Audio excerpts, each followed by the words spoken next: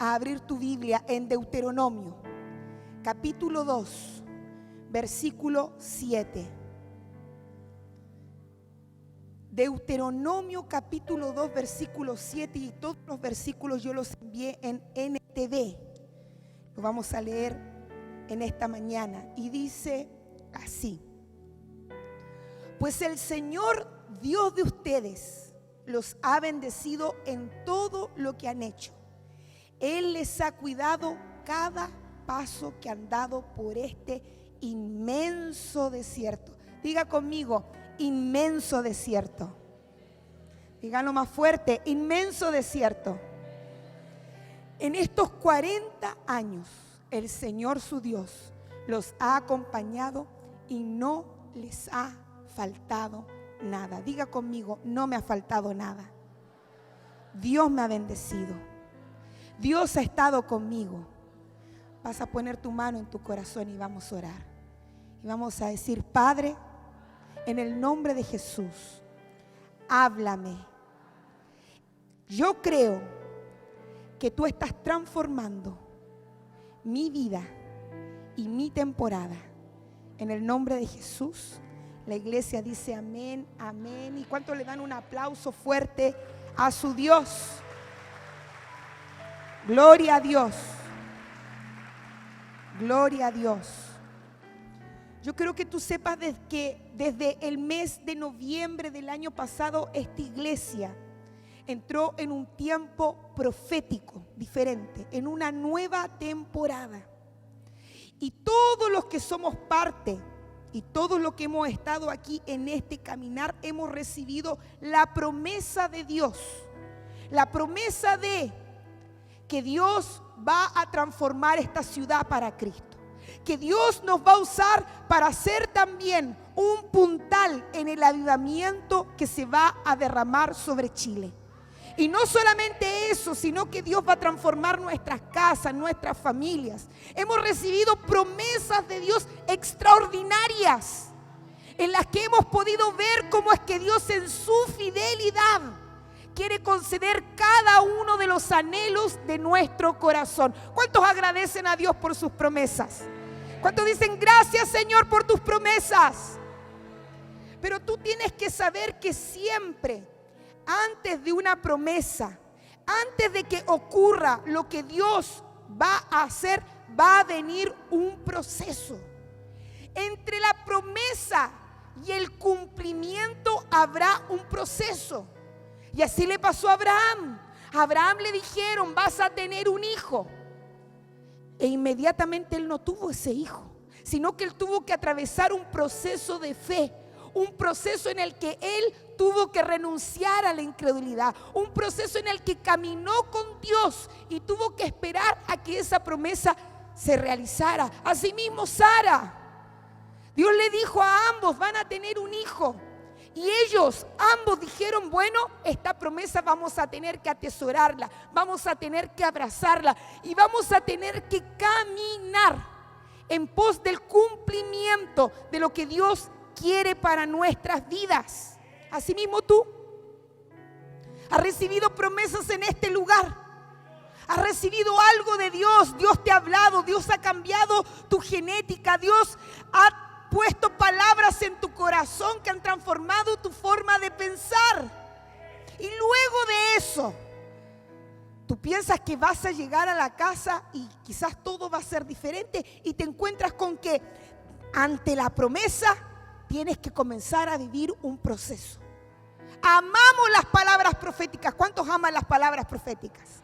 ¿A cuántos Dios le ha hablado a través de una palabra profética?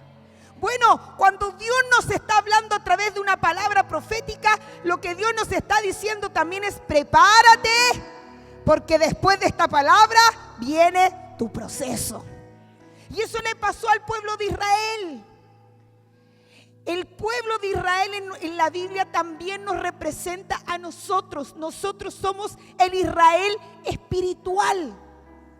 Y cuando Dios sacó al pueblo de Israel de Egipto, cuando Él los libertó con mano fuerte de las manos del faraón, ellos no llegaron inmediatamente a la tierra prometida, sino que tuvieron que atravesar por un proceso de desierto.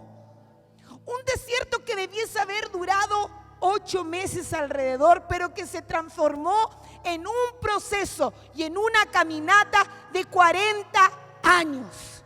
Yo no sé tú, pero yo no quiero que mis procesos se alarguen. Yo no sé tú, pero yo quiero vivir en los tiempos que Dios ha establecido para mi vida. Y para eso es muy importante que aprendamos lo que tenemos que aprender en el tiempo del proceso. Dios a través del proceso quiere enseñarnos, quiere hacer una obra y prepararnos para poder recibir aquello que tiene para nuestras vidas. Pero para eso nuestro corazón tiene que ser lo suficientemente moldeable. Todo va a depender de qué tan moldeables somos ante la voz de Dios. Hay algunos que dicen, bueno, Dios lo hará en mi vida, y sí, la verdad es que sí, que Él lo hará. A otros dicen, bueno, yo no voy a hacer nada, que Dios haga cuando Dios quiera, y sí, la verdad es que va a Dios. Si Él comenzó una obra en ti, Él es fiel para terminarla. Pero la idea, amado y amada, es que tú puedas vivir el plan de Dios en el tiempo determinado que Él ha establecido para ti. Y yo quiero, así como Israel vivió tiempos de proceso y vivió lecciones de Dios, que nosotros también podamos extraer algunas lecciones de vida que Dios nos está haciendo vivir para este tiempo de proceso. ¿Por qué te lo estoy diciendo? Porque esta iglesia tiene una promesa grande. Porque tu vida tiene una promesa grande, pero esta iglesia, Dios ha prometido hacer cosas grandes con ella.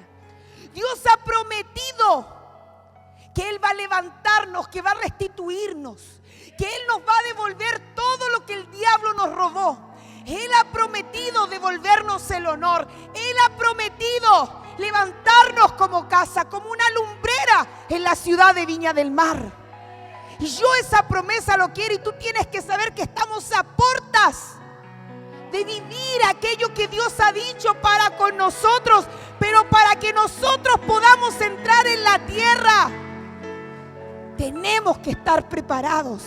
Y algunas lecciones que yo puedo ver que Dios le dio al pueblo de Israel en el desierto, y que Dios también quiere que nosotros aprendamos, son: el número 1, Dios, entre la promesa y el cumplimiento, te va a enseñar a depender de Él.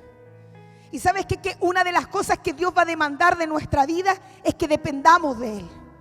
Una de las cosas que Dios va a demandar de nosotros es que toda nuestra vida gire en torno a Él. Y para depender de Dios, muchas veces Dios va a tener que cortar aquellas cosas de las que dependíamos antes. A muchos de nosotros dentro del proceso nos quedamos sin trabajo. Nos pasó algo catastrófico. Las cosas que teníamos seguras ya no estaban tan seguras. La familia que teníamos ya no estaba tan estable como pensábamos. Vimos cómo dentro del proceso cosas que pensábamos que estaban firmes se cayeron. Y tú tienes que saber, fue Dios. Fue Dios el que permitió que te quedaras sin trabajo. Fue Dios el que cortó las ayudas estatales. Fue Dios. Fue Dios el que no permitió que ese negocio saliera. Fue Dios. Fue Dios que de alguna forma, al igual como lo hizo con el pueblo de Israel, te apartó para que dependieras de Él. Porque los israelitas estaban en Egipto y eran esclavos, pero en el desierto se vieron ante una tierra que no daba nada. Y tuvieron que mirar al cielo y depender de Dios. Y lo primero que tú tienes que saber es que en el proceso, antes de recibir la promesa, Dios va a formar de ti un corazón dependiente. No solamente dependiente, sino que también Dios en el proceso te va a enseñar a dar. Fíjate que Cuando los israelitas salieron de Egipto, dice la palabra que se llevaron tesoros de Egipto, que se llevaron oro, que se llevaron cosas de valor, que ellos no salieron con las manos vacías de ahí, pero en el desierto Moisés les pidió todo lo que tenían, todos los zarcillos, los aros, el oro, les pidió todo porque dijo: vamos a fabricar un altar, vamos a fabricar un lugar de adoración para nuestro Dios, así que me lo van a tener que entregar todo. Y algunos acá podrían decir: oye, pero no tenían nada. Sí, pero es que Dios siempre sabe y quiere que tú le des todo. Él sabe, algunos dicen, pero no tenían, pero Dios sabía que tenían. Dios sabía que ellos tenían reservas, pero estaban empobrecidos en el desierto. ¿Cómo Dios le...? Bueno, hay momentos en los que Dios pide todo para enseñarnos a dar a Él y a priorizar en nuestro corazón. ¿Qué fue lo que Dios hizo con su pueblo en el desierto? Les enseñó a dar. Les enseñó a desprenderse cuando no tenían nada. Sí, cuando no tenían nada. Porque si tú aprendes a dar cuando no tienes nada, también Dios puede confiar en ti y darte todo, porque sabe que ha forjado en ti un corazón dadivoso. ¿Cuántos dicen: yo quiero tener un corazón dadivoso? Pero dilo con fe, dilo con fuerza: yo quiero ser generoso. Porque si no eres generoso, aún tienes que saber que no puedes salir del desierto. No puedes entrar a la tierra prometida con un corazón que no se desprende, con un corazón que ama lo material. Ay, pastora, para usted es muy fácil decirlo, ¿no? No, para mí no, fíjate. Porque no teniendo nada, lo he dado todo. Y hoy día que tengo, sigo dando. Tú puedes preguntarle a cualquiera de mis escuderas. Cuando van a mi casa, tienen todo lo que quieren. Si les gusta algo, se los regalo. Nada me atrapa. Nada me gusta lo suficiente. Nada me absorbe. No le tengo cariño a nada. Y eso es porque cuando no tenía, aprendí a dar. Así como viene, va. Y cuando Dios forja en ti un corazón dadivoso, un corazón generoso, Dios sabe que puede contar contigo. Dios sabe que eres una persona confiable para Él, que Él puede entregarte aquella promesa que Él te ha dado. Y dice ahí la palabra donde leímos: Dios de ustedes los ha bendecido en todo. Número 3, Dios va a probarnos en nuestra fidelidad. Dios va a probar tu fidelidad. Dios va a probar si te mantienes. Dios va a probar si aquella palabra que te ha dado tú eres fiel para seguirla, aunque tus ojos no vean. Y yo quiero que tú sepas que a pesar de que tenemos a Abraham como un referente, Abraham no fue fiel. Abraham se adelantó. Abraham se acostó con su criada y Sara no fue fiel. Dios tenía una promesa para ellos, había algo que Dios les quería entregar y ellos se adelantaron. Aún así recibieron la promesa, aún así Ismael fue bendecido, pero no estaba dentro del plan de Dios. Hasta el día de hoy hay problemas.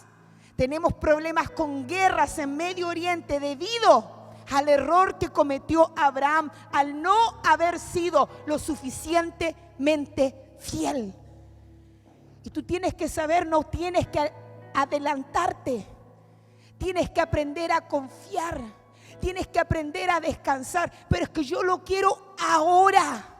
Yo quiero que Dios me dé mi promesa hoy. Pero si Dios no te lo ha dado hoy, es porque Él en su tiempo perfecto lo tiene preparado para ti. Si no lo tienes hoy, si no lo has recibido hoy, es porque no es el tiempo para que lo recibas. Es porque te va a hacer daño. Es porque no vas a saber aprovecharlo, no vas a poder disfrutarlo. Pero pastora, tanto proceso. Bueno, yo quiero que tú sepas, si hay algo que Dios busca de nosotros es fidelidad. Siempre decimos, Dios es fiel. ¿Sí o no? Una de las características del corazón de Dios es que Él es fiel. ¿Y sabes qué? A pesar de que nosotros somos infieles, Él quiere forjar fidelidad en nuestras vidas. Diga conmigo, así como Dios es fiel, yo también voy a ser fiel. Número 5. Lo que Dios nos enseña dentro de ese proceso antes de recibir la promesa es cómo está nuestro corazón, cómo está nuestra alma. En Números 33, versículos 9 y 10 dice: partieron de Mara y acamparon en Elim, donde había 12 fuentes de aguas y 70 palmeras. Partieron de Elim y acamparon al lado del Mar Rojo. ¿Y sabes qué? Que entre la promesa y el cumplimiento, el pueblo de Israel se encontró con aguas amargas, aguas que estaban contaminadas, aguas que provocaron en el corazón de los hombres y de las mujeres que se descubriera la amargura que había en el interior. Porque cuando el pueblo se encontró con esas aguas, el pueblo no dijo: solucionemos el problema de las aguas. No, dice la palabra que lo que el pueblo tendió a hacer cuando se encontró con la amargura fue que comenzó a hacer preguntas. ¿Por qué? ¿Por qué nos sacaste de Egipto? ¿Por qué nos hiciste esto? ¿Cómo no te das cuenta? Comenzaron a cuestionar y a mostrar la amargura que había en el corazón. Y muchas veces dentro del proceso a nosotros nos pasa eso.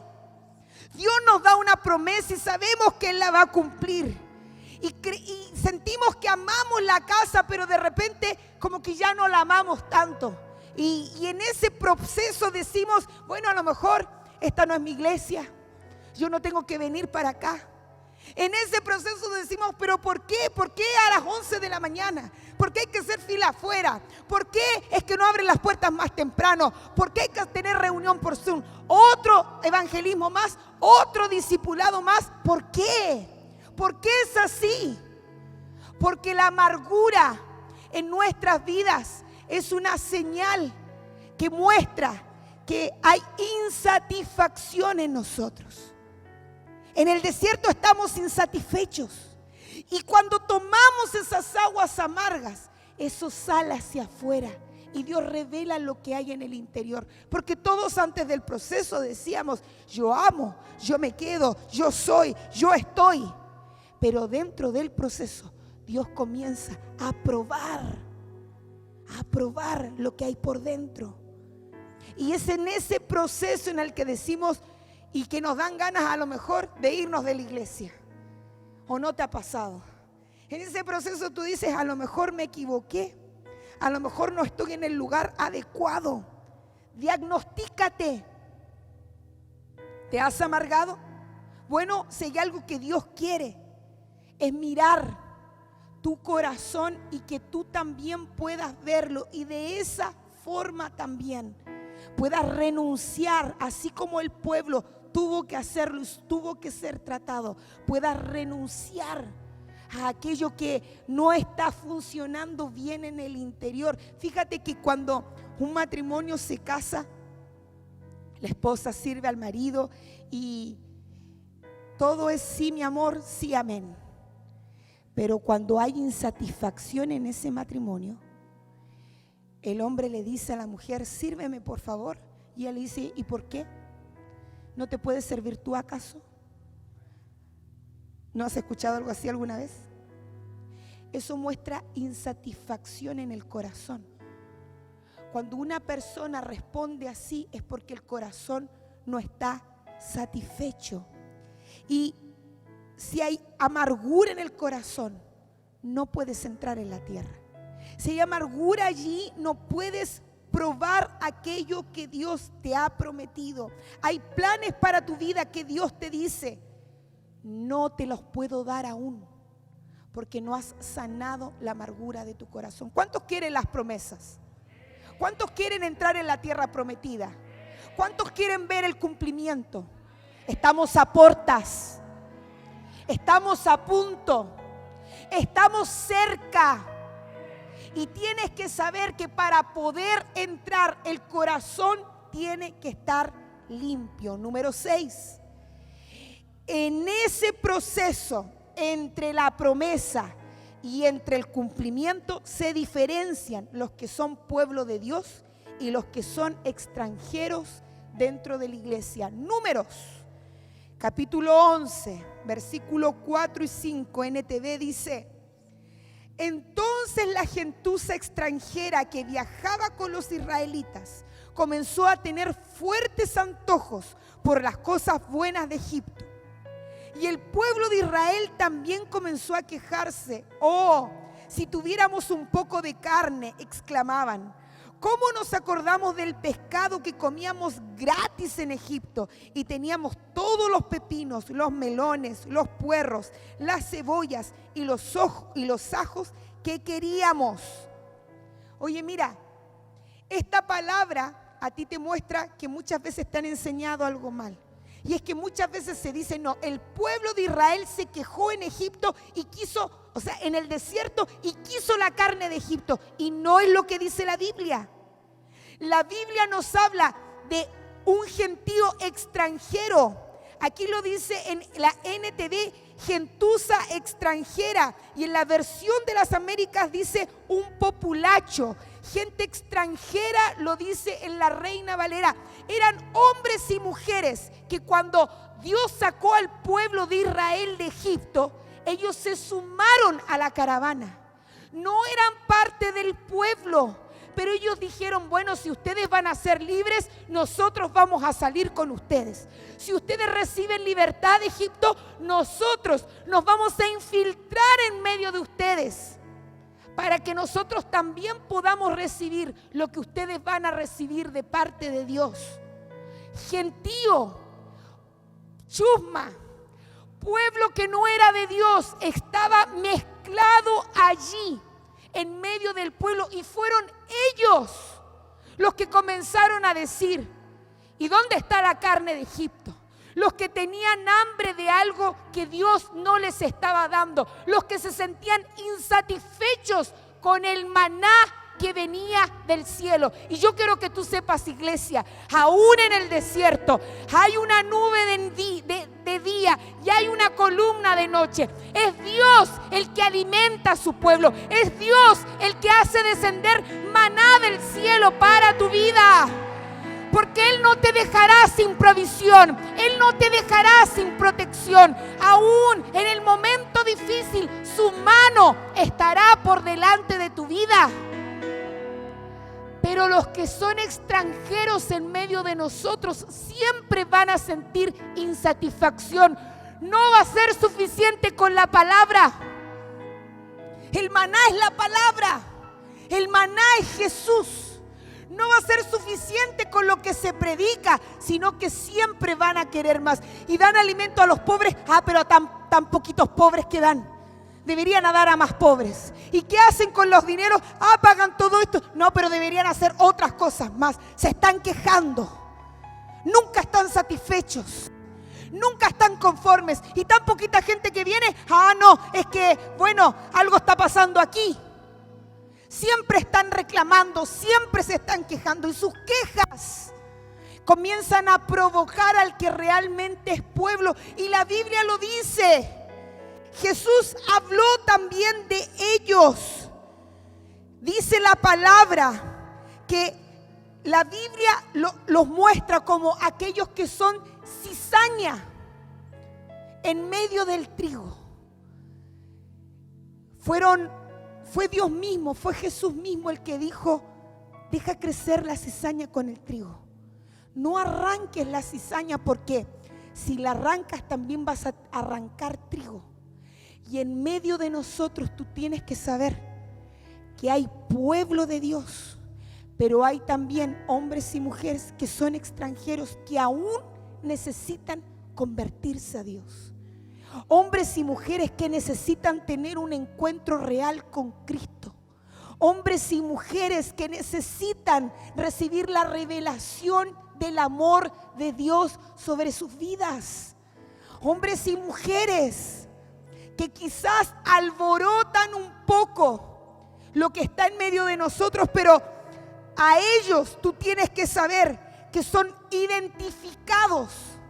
Ellos salen a la luz en el tiempo del proceso, porque entre la promesa y el cumplimiento, Dios dice: yo quiero que se den cuenta quiénes son los extranjeros, quiénes son los que alborotan al pueblo, quiénes son los que no se sacian, quiénes son los que tienen hambre de carne, pero carne del mundo, carne de Egipto, insaciables de la lujuria, insaciables de las cosas del mundo. ¿Quiénes son? Bueno, Dios los muestra y los saca a la luz en el tiempo del proceso. ¿Cómo tú puedes saber? Un hombre y una mujer que quizás es extranjero en medio de la iglesia, no le gusta la palabra. No es suficiente el maná. En el tiempo de la palabra hace quizás todo lo posible por no estar. Es una persona que no tiene hambre por palabra, no quiere más palabra. Es un hombre y una persona que no lo llena, no lo sacia la palabra. Número 7. Entre la promesa y el cumplimiento, Dios trabajó en el liderazgo y probó el corazón. Y dice la palabra en Números, capítulo 20, versículo 23 en adelante. Y habló el Señor a Moisés y a Aarón en el monte Hor, en la frontera de la tierra de Edom, diciendo: Aarón será reunido a su pueblo, pues no entrará a la tierra que yo he dado a los hijos de Israel, porque vosotros os rebelaste contra mi orden en las aguas de Meriba. Toma a Aarón y a su hijo Eleazar y tráelos al monte Hor, y quita a Aarón sus vestidos y ponlos sobre su hijo Eleazar. Entonces Aarón será reunido a su pueblo y morirá allí. ¿Sabes cuál es la instrucción de Dios para la vida de Aarón? Y Aarón muestra lo que es el liderazgo, aquellos que están a cargo. Lo que Dios está diciendo es: quítale las vestiduras, muestra su desnudez. Se le acabó el tiempo. Lo que Dios está diciendo es: le vamos a sacar las vestiduras y se las vamos a poner a su hijo, porque se le acabó el tiempo. Y Dios acusa allí al liderazgo de rebeldía. Dice el versículo 27: Moisés hizo tal como el Señor le ordenó, y subieron al monte Hor ante los ojos de toda la congregación. Y después que Moisés le quitó a Aarón sus vestidos y se los puso a su hijo Eleazar, Aarón murió allí sobre la cumbre del monte, y Moisés y Eleazar descendieron del monte. Cuando toda la congregación vio que Aarón había muerto, toda la casa de Israel lloró a Aarón por 30 días. Y mira, voy a ir en este sentido por pasos. ¿Por qué crees tú que Dios desaprobó a Aarón? Sabemos todos por qué Dios desaprobó a Moisés: porque Moisés no entró.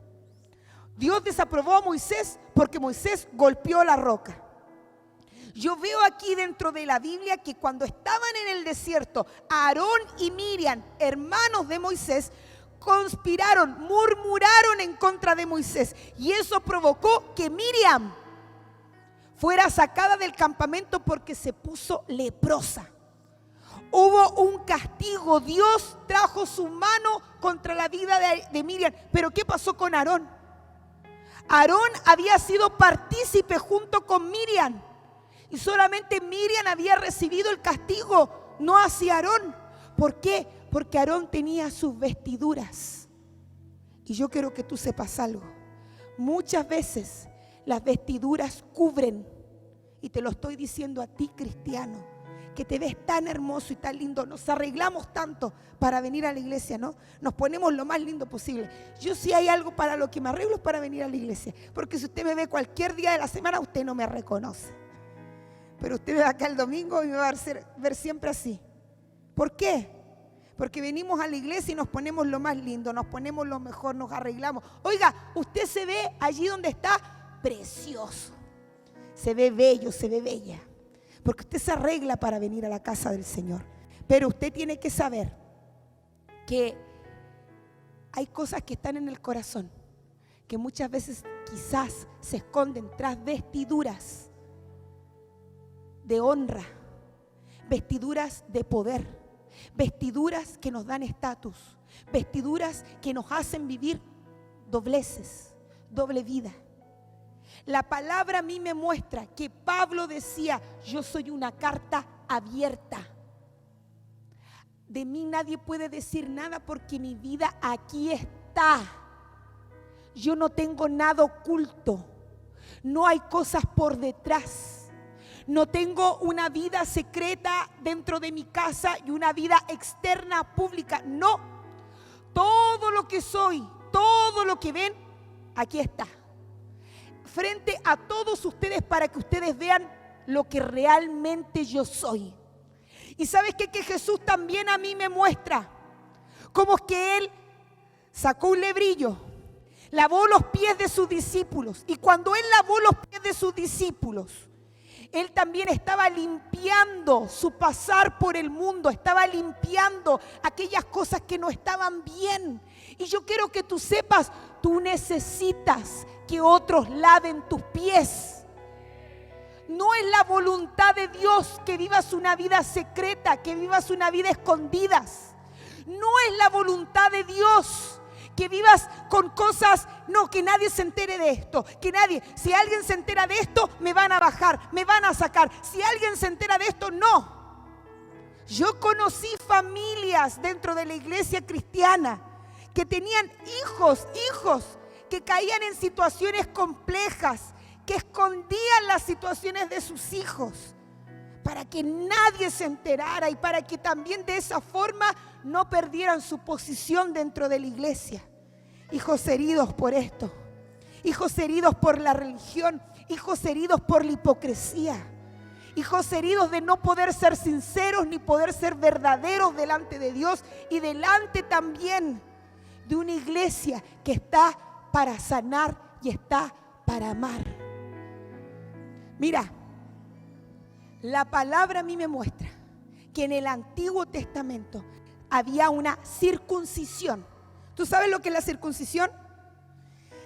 Es un pacto que Dios hizo con el pueblo en la que todos los varones del pueblo de Israel se les debía cortar el prepucio, que es una piel de su parte íntima, que allí se guardaban muchas bacterias, muchos restos, y eso provocaba enfermedades. Entonces, por un tema de higiene y de pacto, el pueblo de Israel estaba en el desierto. Dios hizo pacto con ellos y les dijo: todos los varones del pueblo, al 8º día se les va a cortar el prepucio. Y eso es una circuncisión. Pero ¿sabes?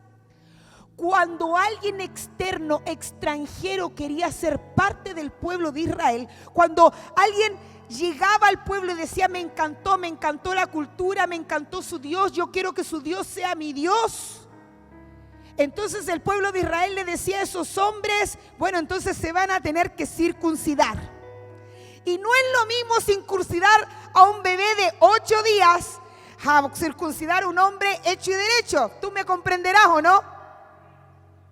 Y esos hombres tenían que pasar por la vergüenza de ir donde el sacerdote, mostrar su intimidad más íntima y también pasar por un momento de debilidad, porque cuando ese prepucio se sacaba, eso también provocaba debilidad en el hombre. Estaba varios días en una situación de debilidad. Entonces, el apóstol Pablo dice: ya no necesitan circuncidarse. Eso es un pacto para el Antiguo Testamento. Ustedes no necesitan cortarse nada porque ya todo eso está limpio y ya eso no es necesario, no es para ese tiempo. Porque lo que hoy día Dios no quiere Dios hoy ese tipo de prepucio. Hoy día lo que Dios quiere hacer es el prepucio de tu corazón, sacar y circuncidar aquello que en tu corazón no está bien. Hoy día la circuncisión ya no es una circuncisión física, sino que es una circuncisión espiritual. Hoy día lo que el Espíritu Santo busca es circuncidar nuestro corazón, para que ese prepucio que está en el corazón, ¿sabes qué? Que el prepucio guarda todas las bacterias, guarda todos los malos olores. Aquello que está en tu corazón que no huele bien, sea extirpado. Pero al igual que en el antiguo pacto, para circuncidar el corazón el día de hoy, tú tienes que ir con un sacerdote, entregar el corazón y pasar por la vergüenza y decirle: aquí está mi corazón, necesito que cortes esa parte que está mal de mi vida, necesito que saques aquello que no está bien. Y eso provoca que tú seas una carta abierta delante de los hombres y delante de Dios. Eso fue lo que le pasó a Aarón. Aarón tenía vestiduras bellos. Aarón se vestía como un sacerdote. Por fuera se veía hermoso, pero por dentro había pecado. Por dentro habían cosas escondidas. Por eso es que Dios dijo: desnúdenlo. Se lo voy a entregar a su hijo. No lo quiero más. No me interesa lo externo, yo quiero lo interno. Y es por eso que Jesús, a través de este lavado de pies, le mostró a sus discípulos qué es lo que teníamos que hacer los unos con los otros. Yo quiero decirte en esta mañana, iglesia, si hay algo que Dios está buscando, es limpiar nuestro corazón. Es que nosotros abiertamente podamos decirle a Dios: aquí está mi corazón. Podamos ir con un sacerdote, con un hombre, una mujer espiritual, con nuestro discipulador, con nuestro pastor, y decirle: hey, aquí está mi corazón, esto no está bien en mi vida, necesito que lo cortes, necesito confesarlo, necesito que me laven los pies, porque nadie puede correr esta carrera solo. Todo lo que hagamos en lo escondido va a ser gritado de las azoteas. Eso es lo que dice la palabra. Y aún si honramos a Dios en lo secreto, Él lo expondrá en lo público. Pero tú tienes que saber que para que Dios te honre, para que Dios te levante, para que Dios cumpla el propósito en tu vida, tienes que aprender a hacer las cosas bien en lo íntimo. Y yo sabía que de eso no iba a salir un gran amén. Pero tienes que tú comprender que si hay algo que Dios quiere, es sacar la basura que hay en tu corazón. Tú tienes que decir: yo quiero que Dios limpie mi corazón. Pero para eso me voy a tener que humillar.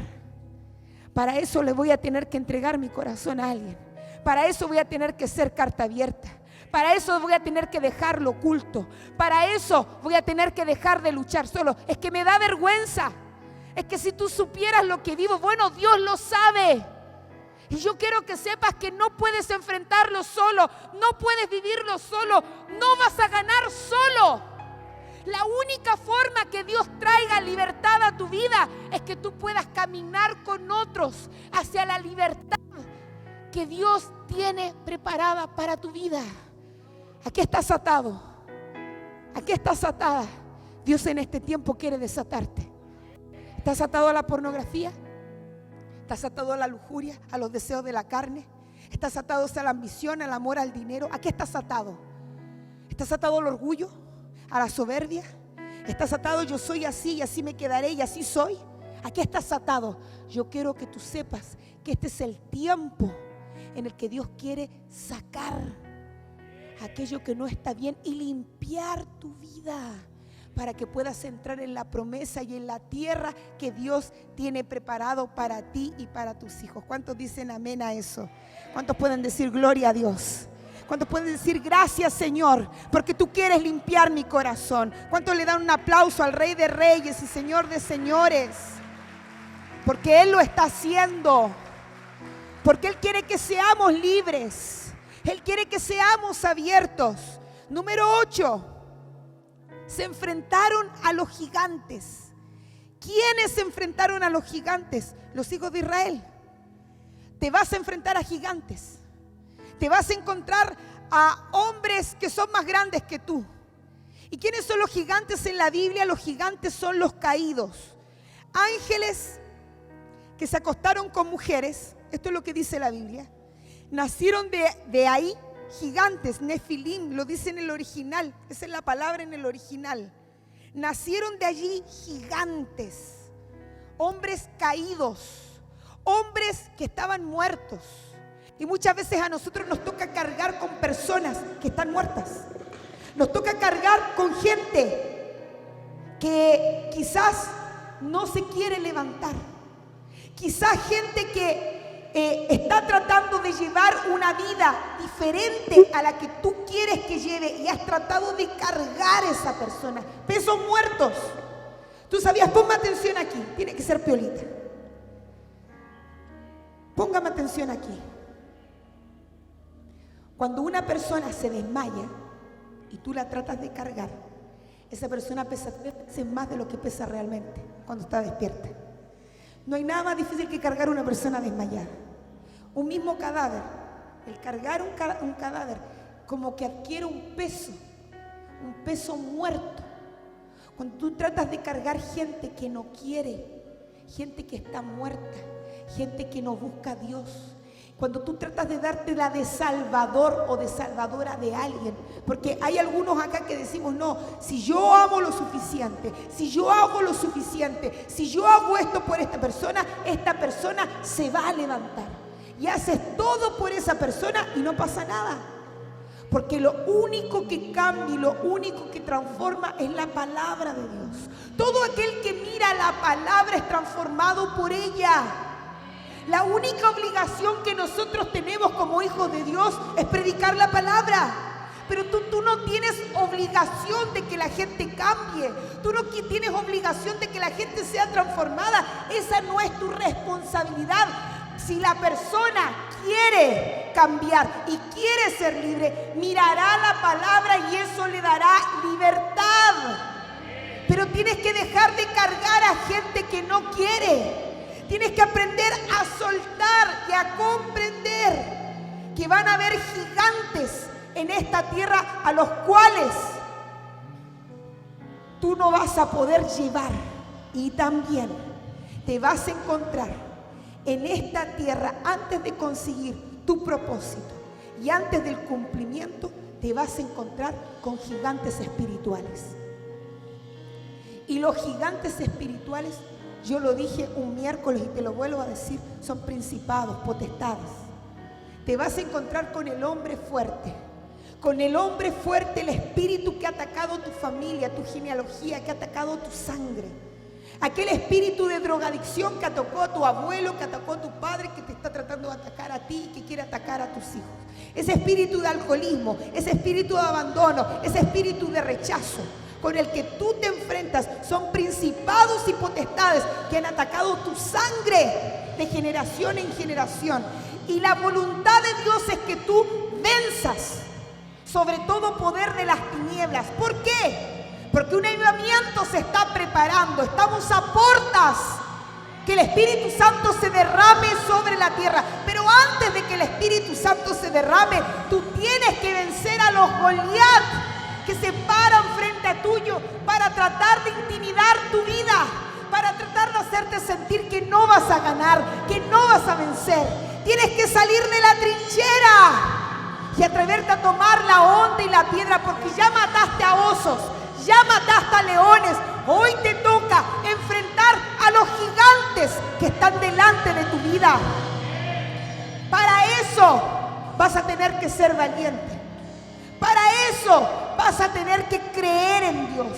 Para eso vas a tener que comprender que tienes autoridad en el nombre de Jesús. Y que todo lo que ataremos aquí en la tierra será atado en los cielos. Que todo lo que desataremos aquí en la tierra será desatado en los cielos. Para eso te vas a tener que levantar en intercesión. Para eso te vas a tener que levantar como un hombre de monte. Para eso vas a tener que decir: yo y mi casa serviremos a Dios, y yo no le voy a permitir al diablo que toque a mis hijos, que toque a mi esposa, que toque a mi familia. Porque en esta casa hay sacerdote. Este es el tiempo, iglesia. iglesia en el que Dios está esperando que ates al hombre fuerte. Y cuando Goliat cayó, dice la palabra, y lo dice esto en Samuel, el pueblo de Israel se levantó ferozmente. Cuando nosotros atamos al hombre fuerte, cuando nosotros atamos a los principados, la iglesia que estaba atemorizada, la iglesia que estaba en las trincheras, la iglesia que estaba incrédula, aquellos que no tenían la valentía suficiente, viene una valentía sobre ellos. El Espíritu Santo viene sobre ellos y se atreven a pelear. Esto no es solamente para nosotros. Lo que Dios quiere derramar sobre esta ciudad no es solamente para esta iglesia, es para toda la iglesia de Jesucristo. Y tú tienes que saber que si tú te levantas en contra del hombre fuerte, que si tú atas esa entidad, vendrá valentía sobre toda la iglesia para derrotar a todo el pueblo, para derrotar a todos los demonios, para derrotar todo lo que se ha opuesto, para que el reino de los cielos avance y Dios te va a dar el botín. Dios te va a dar el botín. Este es el tiempo de atar al hombre fuerte. Este es el tiempo de derrotar a los gigantes. Este es el tiempo de creer que la tierra que Dios nos ha prometido, aunque tenga gigantes, será una tierra en la que Dios nos dará la victoria en el nombre de Jesús. ¿Cuántos dicen amén a eso? ¿Cuántos dicen gloria a Dios? Número 9. Dios te va a cambiar. Entre el proceso y el cumplimiento, Dios te va a cambiar. Hay mucha gente que dice, yo soy así, pero no es la voluntad de Dios para tu vida. Allí, en el desierto, Dios te va a cambiar. Y número 10, cuídate con quién te juntas. Mira, el pueblo para observar la tierra, la promesa, aquello que Dios tiene para tu vida, mandó espías, 12 espías, 12. Y de los 12, 10 dijeron, es una tierra de gigantes. Somos como langostas. Langostas se refiere a los saltamontes, a los bichitos. Nos van a comer, nos van a exterminar. Solamente 2 de ellos, solamente 2 dijeron, esta es una tierra buena. Esta es una tierra en la que podemos conquistar. Esta es una tierra que es para nosotros. Esta es la tierra que Dios nos ha prometido. Yo te aseguro que si Moisés hubiera sabido que de estos 12, 10 se iban a compartir así, no hubiera mandado esos 10. Esos 10 que llegaron, que representaban a cada uno una tribu de Israel, llegaron a sus familias a contar los terrores que ellos vieron. Llegaron a atemorizar el pueblo, llegaron a poner incredulidad en el corazón, pero 2, Josué y Caleb, dijeron, no es así. No, nosotros tenemos que levantarlo. ¿Y por qué es importante que te cuides con quién te juntas? Porque con quién te juntas vas a hacer a las personas que tú vas a escuchar. Tienes que juntarte con gente de fe, tienes que juntarte con gente que crea. Tienes que juntarte con gente que se atreva a creer en lo que tú tienes para Dios. No gente que cuando tú le cuentes te baje y te haga sentir insignificante. Gente que va a creer en tu llamado, que va a creer en tu propósito. Gente que se va a atrever a levantarte. Gente que va a creer en el potencial. Yo escojo con quién me junto. Yo me junto con gente que a mí me ayuda a creer más. Yo me junto con gente que yo digo, vamos a hacer esto en Dios y vamos a conquistar, y me dicen, se puede, Dios lo va a hacer, Dios te lo dio, Dios te lo va a entregar. Que me dicen, yo creo que Dios lo va a hacer a través de tu vida. Yo me junto con gente que cuando yo le hablo aquella visión que Dios me ha entregado, dicen, le creo, yo creo que será así, lo vamos a conquistar, lo vamos a hacer. Con ese tipo de gente es la gente con la que yo me junto. Y así mismo hizo Jesús. Él tenía sus 12, pero tenía 3 que eran más cercanos. Con los 12 hablaba muchas cosas, pero habían cosas que no le podía decir a los 12, sino que solamente a 3 les mostraba la intimidad de su corazón. Y tú tienes que ser de la misma forma. Tú no puedes contarles a todos tus cosas. No todos tienen que saber tu promesa. No todos tienen que saber lo que Dios va a hacer contigo. Tienes que aprender a escoger a las personas que están a tu alrededor, porque esas personas que están a tu alrededor tienen que ser también puentes y canales para que Dios cumpla su propósito en tu vida. Tienes que aprender esto, iglesia. Ponte de pie.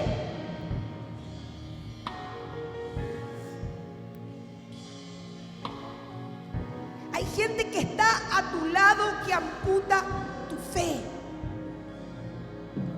Hay gente que está a tu alrededor que no está buscando tu bien.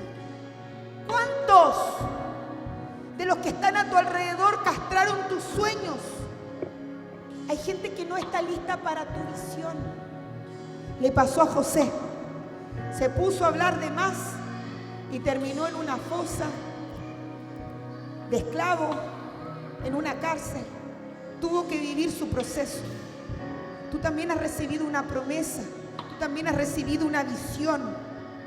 En medio de este proceso en el que estás, a puertas de recibir la promesa, Dios va a probar tu fidelidad.